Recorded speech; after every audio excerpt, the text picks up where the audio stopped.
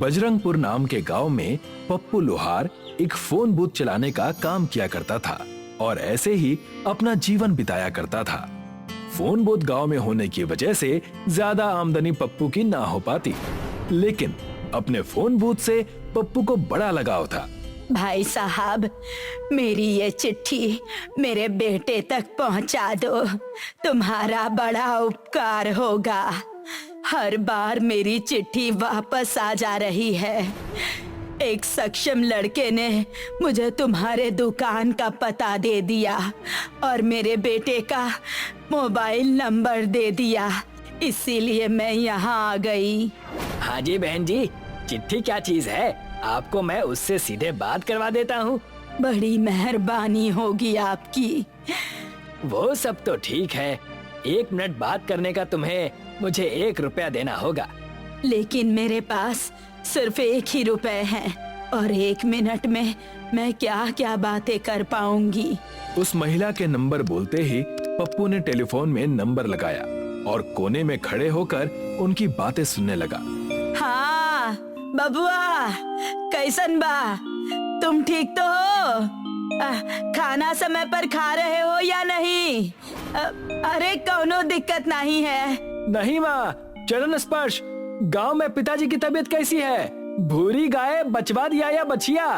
मैं जल्दी ही तुम्हारे लिए साड़ी लेकर आऊंगा माँ। हेलो हेलो, आवाज बड़ी धीरे आ रही है। तुम आना तो मैं तुम्हें अच्छे अच्छे पकवान बनाकर खिलाऊंगी। जब तक उनके बेटे की आवाज आती तब तक उनका कॉल कट चुका था। Hello hello hello. बहन जी, आपके 1 मिनट हो गए, आप दोबारा लगा सकती हैं, लेकिन आपको पैसे देने होंगे। बेटा, अगर मेरे पास पैसे होते तो मैं कट ही क्यों करती, उसे वैसे ही नहीं रहने देती। जाने दो बेटा, लेकिन आज मैंने अपने बच्चे की आवाज कितने दिनों बाद सुनी, इस वजह से बहुत खुश हूँ। पप्पू को उस औरत पर दया आ जाती है और तब पप्पू कहता है, एक काम करिए दाई जी, आप अपने बेटे को दोबारा फोन लगाकर उससे बात कर लीजिए, और हाँ, इस बार आप पैसे मत दीजिएगा। सच में बेटा, तुम सच कह रहे हो? तुम्हारा लाख लाख शुक्रिया बेटा, मुझ बुढ़िया पर एहसान करने का। पप्पू ने दोबारा उस औरत को फोन डायल करके दिया। तब जाकर उस बूढ़ी औरत ने अपने बेटे से जी भर के बात की। बेटा, तुम्हारा ये एहसान मैं कभी नहीं भूलूंगी। तुमने जो मेरे ऊपर उपकार किया है ना, ये बहुत बड़ा उपकार है। माँ जी, इसमें उपकार की क्या बात है, मैं सोचूंगा कि एक दिन की कमाई मैंने आपको दे दी बस। लेकिन इससे बढ़कर ये था कि आप अपने बेटे से जी भर के बात कर पाई। उस बूढ़ी औरत पर उपकार करके पप्पू खुश हुआ ही था कि उसकी पत्नी सुप्रिया ने देख लिया और बड़े ताने भरे अंदाज में कहा, अरे हाँ हाँ, कोई दिक्कत नहीं, तुम एक काम करो, सब कुछ सब में बांट दो। हमारे पास एक छोटी सी खेत है, हम उसी से काम चला लेंगे। अरे भाग्यवान, इतना क्यों उत्पात मचा रही हो? तुम इन सब में मत पड़ो, जाकर अपना काम करो। पप्पू और उसकी पत्नी सुप्रिया की बहस सुनकर बूढ़ी अम्मा को अच्छा नहीं लगा। तब जाकर उस बूढ़ी अम्मा ने कहा, बेटा, कोई बात नहीं, तुम ये पीतल का सिक्का ले लो और अपने टेलीफोन में डाल दो। मेरे पास ये एक सिक्का ही है जो मेरे दादाजी ने मुझे दी थी। शायद इससे तुम्हारा घर अच्छे से चल जाएगा। अपना और अपनी पत्नी का ध्यान रखना।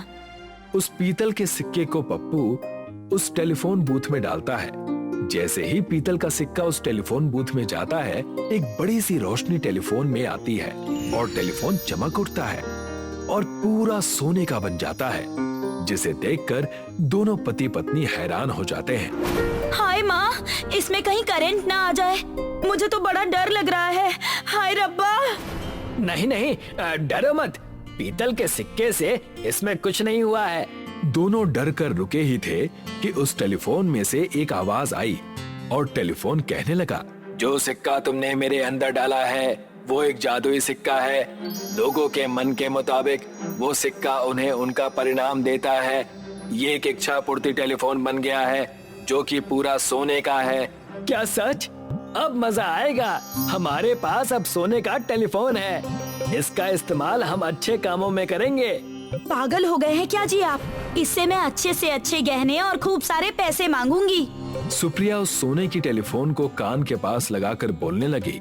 हे टेलीफोन देवा, मुझे कई सारे गहने और बहुत सारे पैसे दे दे। जैसे ही सुप्रिया ने इतना कहा, टेलीफोन गोल गोल घूमने लगा और उसमें से कई सारे गहने निकलने लगे, जिसे देखकर सुप्रिया बड़ी खुश हुई। वाह वाह वाह, भगवान देता है तो छप्पर फाड़ के देता है। मजा आ गया, मजा ही आ गया। ये हुई ना कुछ बात।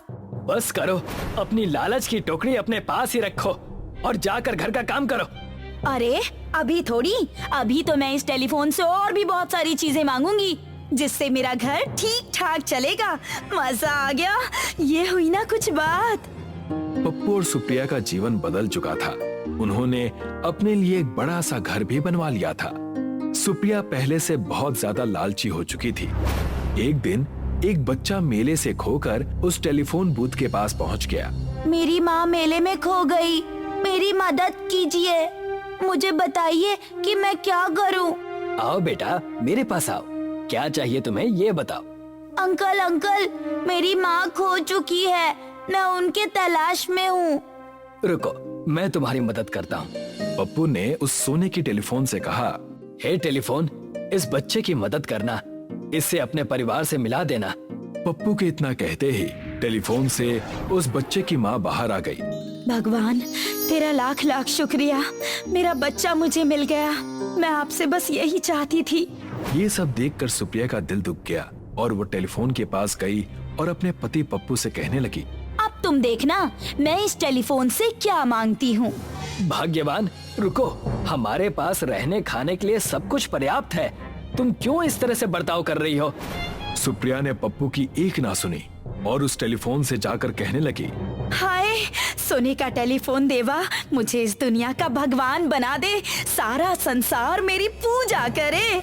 सुप्रिया के इतना कहते ही सुप्रिया के सारे गहने और आभूषण उस सोने के टेलीफोन में चले गए और टेलीफोन कहने लगा, अब से तुम जैसे बेईमान इस टेलीफोन को छू भी नहीं सकते, तुम्हें करंट लगेगा।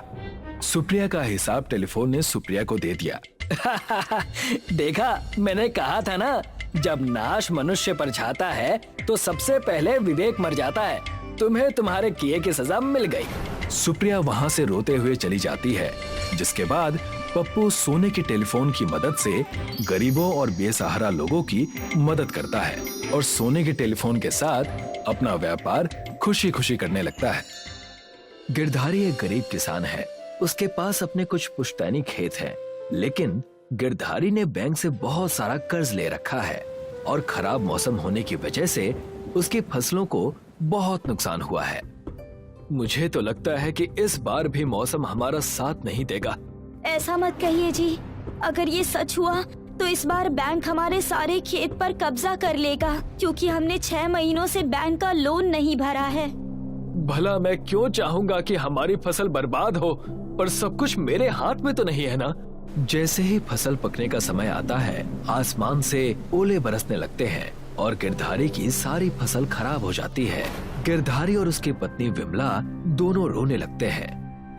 हाय राम, हम बर्बाद हो गए, अब तो बैंक वाले हमें नहीं छोड़ेंगे। मुझे तो डर लग रहा है कि कहीं अगर हमारे खेत भी हमारे ना रहे तो हमारे किसान होने का क्या मतलब। अगले दिन गिरधारी के घर पर बैंक मैनेजर आती है। गिरधारी, तुमने 6 महीने से बैंक का लोन नहीं चुकाया है, हमें सारा लोन आज ही चाहिए, नहीं तो हम तुम्हारे खेत जब्त कर लेंगे। ऐसा मत कहिए मैडम, आप एक किसान से उसका खेत छीन लोगे तो वो बेघर हो जाएगा। देखो, मुझे तुम्हें बेघर करने का कोई शौक नहीं है, पर मेरी भी मजबूरी है, मुझे भी आगे जवाब देना पड़ता है। अगर तुम्हारे पास लोन चुकाने के लिए पैसे नहीं है तो खेत के कागज हमें दे दो, और जब तुम्हारे पास पैसे आ जाएं, तो लोन चुकाकर अपने खेत के कागजात वापस ले लेना और खेत तुम्हारे हो जाएंगे। गिरधारी ना चाहते हुए भी अपने खेतों के कागज बैंक मैनेजर को दे देता है। ये देखकर गिरधारी की पत्नी रोने लगती है। हम बर्बाद हो गए, आज तक मैंने कभी नहीं सुना कि किसान होकर किसी के पास अपने खेत तक नहीं है। अब हम क्या करेंगे? तुम चिंता मत करो, ऊपर वाला जरूर कोई ना कोई रास्ता दिखाएगा। कुछ दिन बीतने के बाद गिरधारी जंगल जाता है और वहाँ से एक थैले में भरकर मिट्टी लेकर आता है। ये लो, जंगल से एक थैला मिट्टी लेकर आया हूँ। इस मिट्टी से हम कुछ अपने छत पर उगा सकते हैं। पर इस मिट्टी को रखेंगे कहाँ? और कहाँ, अपनी छत पर। गिरधारी थैले में से मिट्टी को अपनी छत के कोने में बिखेर देता है। इसमें क्या बोएंगे? गेहूँ, धान या कुछ और फसल तो नहीं बो सकते? क्यों न हम इस मिट्टी में बांस के पौधे लगाएं। वैसे भी आजकल बाजार में बांस की बहुत मांग बढ़ गई है। हाँ, ये ठीक रहेगा। ठीक है, मैं अपने दोस्त से कुछ बांस के पौधे लेकर आता हूँ। गिरधारी जाकर अपने दोस्त से बांस के कुछ छोटे छोटे पौधे उधार मांग कर लाता है और अपने छत पर गिराई हुई मिट्टी में रोप देता है। हम इन पौधों की अच्छे से देखभाल करेंगे। अब यही हमारे जीने का सहारा है। अगर ये भी नहीं होंगे तो हमारी सारी उम्मीदें टूट जाएंगी। विमला हमेशा बांस के पौधों में एक एक बाल्टी पानी डालती है और देखते ही देखते कुछ ही दिनों में बांस के पौधे अच्छे हरे भरे हो जाते हैं। देखो विमला, तुम्हारी मेहनत रंग ला रही है। हाँ, पर एक समस्या हो गई है। गर्मी के कारण कुएं का पानी सूखता जा रहा है। मुझे डर है कि कहीं पूरा सूखा ना पड़ जाए, नहीं तो हमारे बांस के पौधे भी सूख जाएंगे। विमला को जिस बात का डर था वही हुआ। कुछ ही दिनों बाद भयंकर गर्मी पड़ने से कुआं सूख जाता है, जिससे गिरधारी के घर में पानी की कमी हो जाती है। अब क्या करेंगे? घर में तो 2 ही बाल्टी पानी है। मैंने गमले में भगवान जी के नाम का पीपल का पेड़ लगाया है, उसे भी पानी देना जरूरी है। अगर वो सूख गया तो मेरी पूजा बीच में ही खराब हो जाएगी। नहीं नहीं, ऐसा मत करना। तुमने 1 महीने लगातार व्रत रखा है। तुम अपनी पूजा और अपना व्रत बीच में मत तोड़ना। तुम पीपल के पौधे को ही पानी दो, बांस के पौधों को रहने दो, जो होगा देखा जाएगा। विमला 1 बाल्टी पानी ले जाकर गमले में डालती है, जिसमें उसने पीपल का पेड़ लगाया हुआ है, और गमले के पास में दिया जलाकर पूजा करने लगती है। आज विमला की पूजा को 1 महीना बीत चुका है, जिससे उसकी पूजा संपन्न हो जाती है और उसे एक चमत्कार देखने को मिलता है। देखिए जी, इस भयानक गर्मी में भी पीपल के पौधे ने पानी नहीं पिया और इस गमले में पानी जैसे का तैसा ही है। लगता है ये भगवान का कोई चमत्कार है। तुम जाकर ये पानी बांस के पौधे में डाल दो। विमला पीपल का पौधा वाला गमला उठाकर उसे छत पर ले जाती है और उसका पानी बांस के पौधों के जड़ों में डालती है। वो पानी डालती जाती है, पर वो गमला खाली नहीं होता। अजी सुनते हैं, जरा इधर आइए। क्या हुआ? ये देखिए, मैं पानी डालते ही जा रही हूँ, पर ये गमला खाली ही नहीं हो रहा है। ये सब तो भगवान का हमारे ऊपर आशीर्वाद है। जो तुमने 1 महीने लगातार व्रत रखकर पूजा की है, ये सब उसी का फल मिल रहा है। इसका मतलब अब हम रोज इस सूखे में भी अपने बांस के पौधों को पानी दे सकते हैं। हाँ हाँ, जरूर दे सकते हैं। अब विमला हर दिन इस गमले में से बांस के पौधों में पानी डालती है, और कुछ दिन बीत जाने के बाद एक सुबह होने पर विमला और गिरधारी जगते हैं, तो वो देखते हैं कि उनके बांस के पौधे बहुत लंबे और घने हो चुके हैं और उनसे एक अलग तरह की रोशनी चमक रही है। ये देखकर दोनों बहुत खुश हो जाते हैं। देखिए जी, प्रभु की लीला, हमारी मेहनत रंग लाई है और बांस के पौधे पूरी छत पर फैल गए हैं। ये पूरा बांस का जंगल ही बन गया है। लगता है अब यही बांस के पौधे हमें हमारे खेत वापस दिलाएंगे। विमला और गिरधारी खुश हो जाते हैं, पर जब रात होती है तो बांस के पौधों में एक अलग सी चमक होने के कारण एक चोर का ध्यान इस पर जाता है और वो चोरी करने के लिए गिरधारी के छत पर पहुंच जाता है। अरे वाह, इतने लंबे लंबे बांस! मैं तो इनमें से एक ही बेचकर बहुत सारे पैसे कमा सकता हूँ। चोर एक लंबे बांस की लटकी हुई टहनी को पकड़ता है और जैसे ही टहनी को नीचे के लिए खींचता है, लचीली होने के कारण टहनी ऊपर के लिए उछलती है और चोर उछलकर बांस के ऊपरी भाग में पहुंच जाता है। अरे बाप रे, मर गया मैं! यहाँ कैसे आ गया? अब नीचे कैसे उतरूंगा? अगर यहाँ से गिरा तो मेरी हड्डी पसली सब टूट जाएगी। चोर दूसरे बांस के तने में पैर रखकर नीचे आने की कोशिश करता है, पर वो बांस भी लचीली होने के कारण उसे उछाल देती है और चोर वहाँ से दूर जाकर एक रेगिस्तान में गिर जाता है। अगली सुबह गिरधारी उठता है और विमला के साथ मिलकर बांस काटने लगता है। मुझे लगता है बांस अब पूरी तरह से काटने के लिए तैयार है। हमें इन्हें काट कर बाजार में ले जाना चाहिए। हाँ, वैसे भी फसल बोने का समय नजदीक आ रहा है। उससे पहले हम इन्हें बेचकर अपने खेतों को बैंक से छुड़वा लेंगे। विमला और गिरधारी दोनों मिलकर बांस काटते हैं और उन्हें बाजार में ले जाते हैं। तभी एक सुनार की नजर गिरधारी पर जाती है और वो गिरधारी के पास आकर कहता है, सोने के बांस कहाँ लेकर जा रहे हो? ये तो बहुत कीमती है। मैं इन्हें बेचने जा रहा हूँ। तुम ये सोने के बांस मुझे बेच दो, मैं तुम्हें इनकी अच्छी कीमत दूंगा। गिरधारी सभी सोने के बांसों को सुनार को बेच देता है और सुनार इसके बदले गिरधारी को बहुत सारे पैसे देता है। इन पैसों को गिरधारी बैंक में जमा कर देता है और अपने खेतों को बैंक से छुड़ा लेता है। ये लो, बैंक ने हमारे कागज वापस दे दिए। अब हम खेती कर सकते हैं। अगले दिन विमला और गिरधारी अपने खेतों को जोतने और उनमें फसल बोने के लिए खेतों की तरफ निकल पड़ते हैं। अब गिरधारी और विमला अपने खुद के खेतों में खेती करके अपना सुखी जीवन जीने लगते हैं। उधमपुर गांव में 2 जाति के लोग रहते हैं। एक है ऊंची जाति के अमीर लोग और दूसरे हैं निचली जाति के गरीब लोग। ऊंची जाति के अमीर लोग हमेशा अपने गांव के निचली जाति के लोगों को भला बुरा सुनाते। इसके साथ ही उनका अपमान करने के लिए हर निचली जाति के लोगों के नाम के पीछे लाल लगा शब्द का प्रयोग करते। एक दिन एक निचली जाति का लड़का सोहन ऊंची जाति के लोगों के ऑफिस में नौकरी की तलाश में आता है। साहब, मेरा नाम सोहन है और मैं नौकरी की तलाश कर रहा हूँ। क्या नाम बताया तुमने अपना? सर, मेरा नाम सोहन है। तुम्हारा नाम सोहन लाल है और तुम नीची जाति के हो, समझे? इसीलिए अपने नाम के पीछे लाल लगाया करो। और हाँ, तुम्हें पता है ना, हमारे ऑफिस में निचली जाति के लोग काम नहीं करते। दफा हो जाओ यहाँ से। पर साहब, मेरे पास डिग्री है और मुझे ऑफिस का सारा काम आता है। तुम्हारे पास डिग्री हो या फिर सोने के बिस्किट, मुझे उससे क्या लेना देना। हाँ, हो तो तुम निचली जाति के गवार ही ना। इस तरह से अपनी बेइज्जती होते देख सोहन चुपचाप ऑफिस से चला जाता है। सोहन एक पढ़ा लिखा और होशियार लड़का है। कोई भी अमीर लोग उसे अपने ऑफिस में काम नहीं दे रहे थे। आज ऑफिस में हुई बेइज्जती की वजह से सोहन रोने लगता है। उसे रोता हुआ देख एक निचली जाति का लड़का सुनील उसके पास आता है। क्या हुआ भाई, रो क्यों रहे हो? भाई, मुझे कोई नौकरी नहीं मिल रही। अच्छा, तो ये बात है। तुम्हें पता नहीं, हम निचली जाति के लोगों के लिए कोई नौकरी है ही नहीं। पर मैं कोई अनपढ़ गवार नहीं हूँ, पढ़ा लिखा हूँ और मेरे पास तो डिग्री भी है।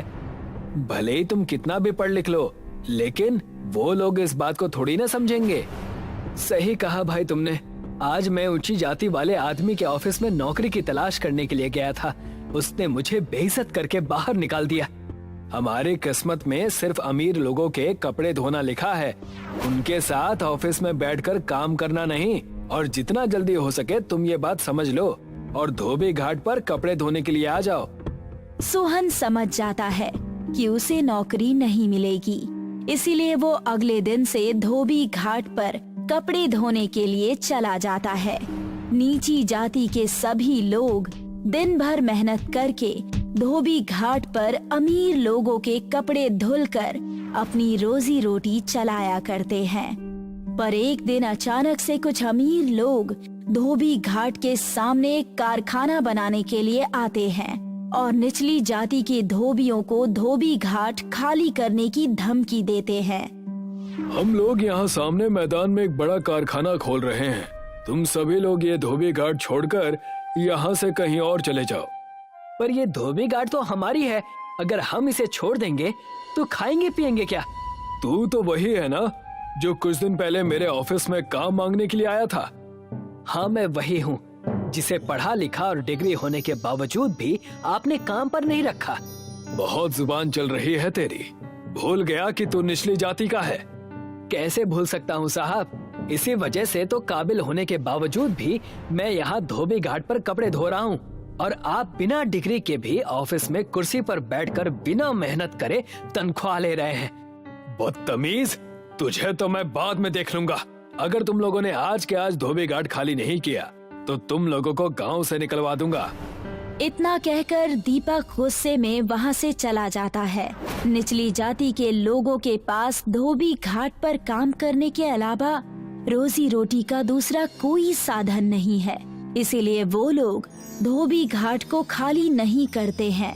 तब दीपक एक पंचायत बुलाता है। सरपंच जी, हम लोग धोबी घाट के सामने के मैदान में कारखाना खोलना चाहते हैं, पर इस धोबी घाट की वजह से कोई भी ऊंची जाति का आदमी उस कारखाने में काम करने के लिए तैयार नहीं है। सरपंच खुद ऊंची जाति का है, इसलिए वो दीपक की बात मानकर निचली जाति के लोगों को धोबी घाट खाली करने के लिए कहता है। अगर कारखाना खुलेगा तो इससे हमारे गांव का विकास होगा, इसलिए आप सभी लोग इस धोबी घाट को खाली करके कहीं और चले जाइए। यही पंचायत का फैसला है। सरपंच साहब, कारखाने के सामने धोबी घाट होने से क्या नुकसान है? तुम पंचायत के फैसले पर उंगली उठाकर पंचायत का अपमान कर रहे हो। साहब, अगर धोबी घाट छोड़ना पड़ेगा तो हम लोग कहाँ जाएंगे, क्या खाएंगे? ये तो तुम ही लोग जानो कि कहाँ जाओगे और क्या खाओगे। बस पंचायत का फैसला है कि तुम लोग धोबी घाट खाली कर दो। निचली जाति के लोगों को पंचायत का फैसला मानकर धोबी घाट को खाली करना पड़ता है। सभी लोग अपना सारा सामान लेकर पहाड़ी पर चले जाते हैं और पहाड़ी पर झरने के नीचे काम शुरू करते हैं। सोहन गीले कपड़े को धोने के लिए पहाड़ी पर पटकता है, जिससे पहाड़ी पर लगी धूल मिट्टी साफ हो जाती है और वो जगह चमकने लगती है। सोहन को कुछ भी समझ नहीं आता। उसे लगता है कि सूर्योदय के कारण सूरज की किरण पहाड़ी पर गिरने से पहाड़ी चमक रही है। वो अपने दोस्त सुनील को आवाज देता है। सुनील भाई, ये देखो, ये पत्थर सूरज की रोशनी से कैसा चमक रहा है।